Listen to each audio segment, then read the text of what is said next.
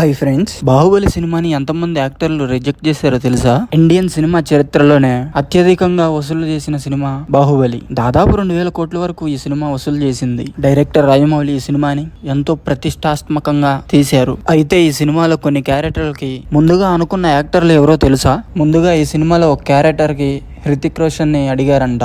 అయితే అప్పటికే రిలీజ్ అయిన మొహంజదారో సినిమా వచ్చిన టాక్ వల్ల ఈ సినిమాని రిజెక్ట్ చేయడం జరిగింది. తర్వాత బల్లాల దేవ క్యారెక్టర్కి ముందుగా జాను అబ్రహాంని అనుకున్నారు.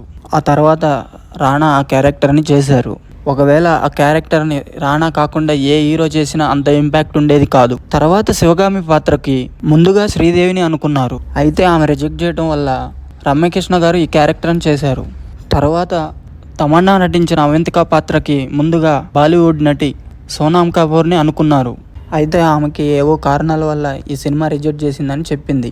లాస్ట్గా కట్టప్ప క్యారెక్టర్కి ముందుగా మోహన్ లాల్ని అనుకున్నారు. మోహన్ లాల్కి ముందుగా ఉన్న కమిట్మెంట్స్ వల్ల ఆ సినిమాని రిజెక్ట్ చేశారు.